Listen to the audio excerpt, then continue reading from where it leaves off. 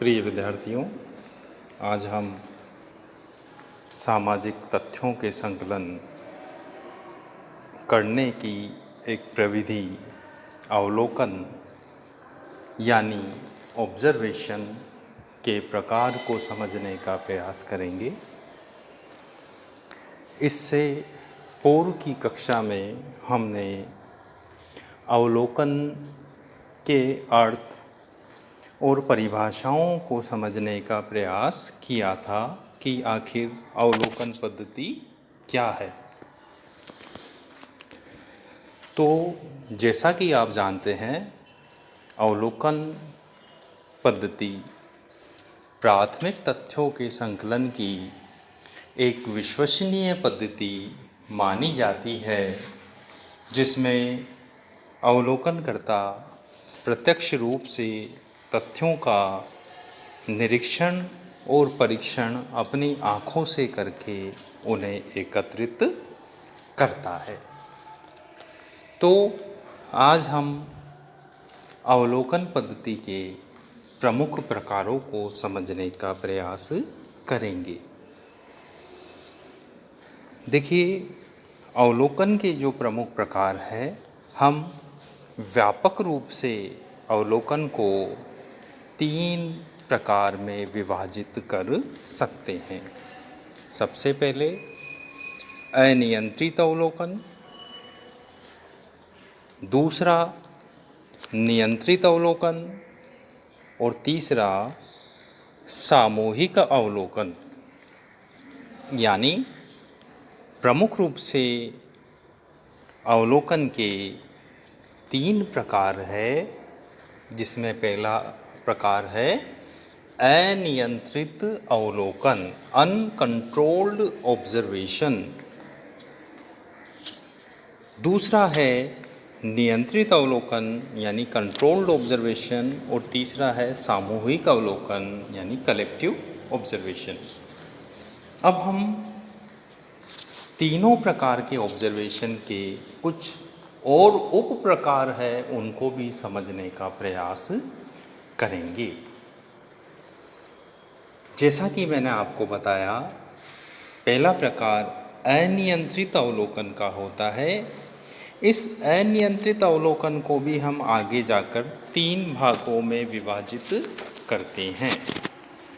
ये 3 भाग जो है, यानी 3 तरह के अवलोकन, अनियंत्रित अवलोकन में 3 तरह के अवलोकन को हम रखते हैं। इसमें सबसे पहला जो अवलोकन का प्रकार आता है वह है सहभागी अवलोकन, दूसरा है असहभागी अवलोकन और तीसरा है अर्ध सहभागी अवलोकन। तो आपको थोड़ा सा इसको समझने के लिए मुझे लगता है बार बार सुनना पड़ेगा, तो जाकर आप अच्छे से इस बात को समझ पाएंगे। तो जैसा कि मैंने आपको कहा, अनियंत्रित अवलोकन के 3 प्रकार है, सहभागी अवलोकन, असहभागी अवलोकन और अर्ध सहभागी अवलोकन। इसको हम थोड़ा समझने का प्रयास करेंगे। सहभागी अवलोकन का मतलब ये होता है ऐसा अवलोकन जिसमें अध्ययनकर्ता जिस समूह का अध्ययन कर रहा है, उस समूह का सदस्य बनकर उसका अध्ययन करता है। तो इस प्रकार के अध्ययन को हम सहभागी अवलोकन के रूप में जानते हैं। यानी मान लीजिए अध्ययनकर्ता किसी जनजाति का अध्ययन कर रहा है, किसी समूह विशेष का अध्ययन कर रहा है, तो इससे पहले ये आवश्यक है कि वह व्यक्ति उस समूह का सदस्य बन जाए, उस समूह की सदस्यता कैसे भी करके प्राप्त कर ले और फिर उसका अध्ययन करे। या मान लीजिए कि मान लीजिए किसी को जेल के कैदियों का अध्ययन करना है, तो वह परमिशन लेके पहले जेल में कैदियों के रूप में रहना प्रारंभ करे और उसके बाद कैदियों की दिनचर्या का अध्ययन करे या उनकी व्यवहार का अध्ययन करे। तो इस तरह के अध्ययन को हम क्या कहेंगे? सहभागी अवलोकन, जिसमें अध्ययनकर्ता समूह का सदस्य बनकर उसका अध्ययन करता है, तो वह सहभागी अवलोकन होता है। इसी का दूसरा प्रकार है असहभागी अवलोकन, नॉन पार्टिसिपेटिव ऑब्जर्वेशन। यानी ऐसा ऑब्जर्वेशन जिसमें हम समूह के सदस्य नहीं होते हैं, बल्कि हम बाहर से समूह को एक गैर सदस्य के रूप में हम समूह को देख रहे होते हैं और उसका उसी रूप में अध्ययन करके तथ्यों को प्राप्त करने की कोशिश करते हैं। यानी कौन सा अवलोकन? ऐसा अवलोकन असहभागी अवलोकन कहलाता है जिसमें अध्ययनकर्ता प्रत्यक्ष रूप से समूह का अध्ययन तो कर रहा है, मगर वह समूह का सदस्य नहीं बन रहा है, बल्कि दूर से ही वह समूह का यानी गैर सदस्य के रूप में वह समूह से तथ्यों को एकत्रित करके नॉन पार्टिसिपेंट ऑब्जर्वेशन करता है। तो यह दूसरा प्रकार है।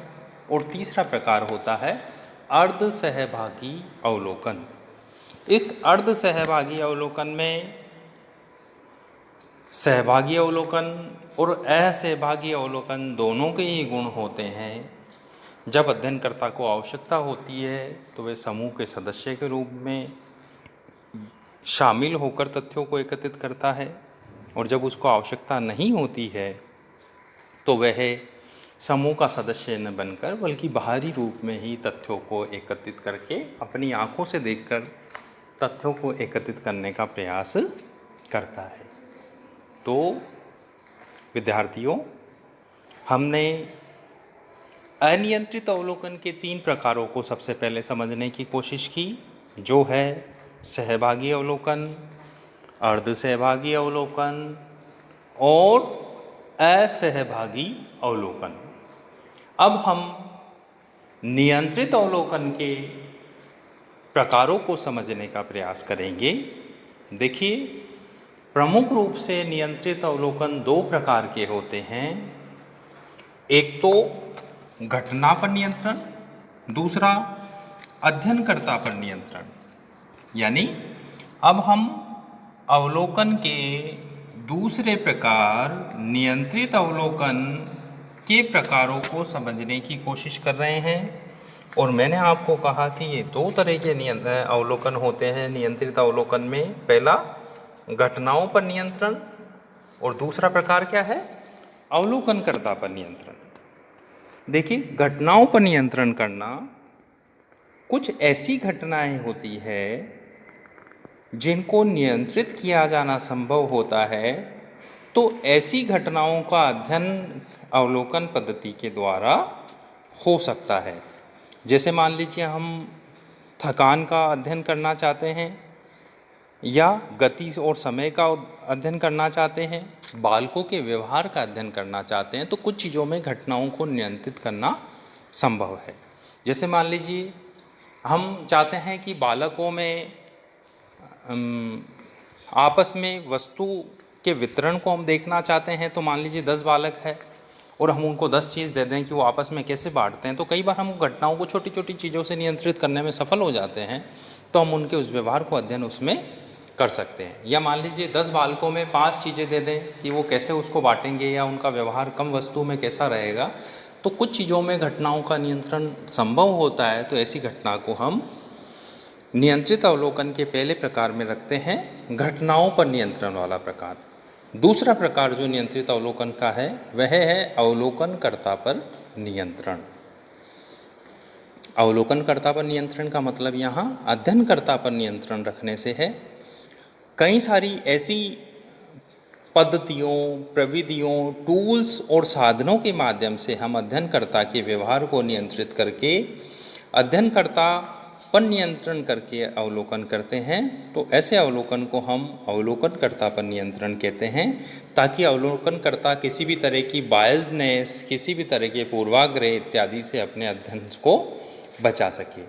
अवलोकनकर्ता पर नियंत्रण के लिए साक्षात्कार अनुसूची, फोटोग्राफ, टेप रिकॉर्डर, नक्शे, डायरी, कैमरा इत्यादि चीज़ों की यानी ये तकनीकों का उपयोग करके उस पर नियंत्रण रखा जाता है, ताकि उसका अध्ययन ठीक हो सके।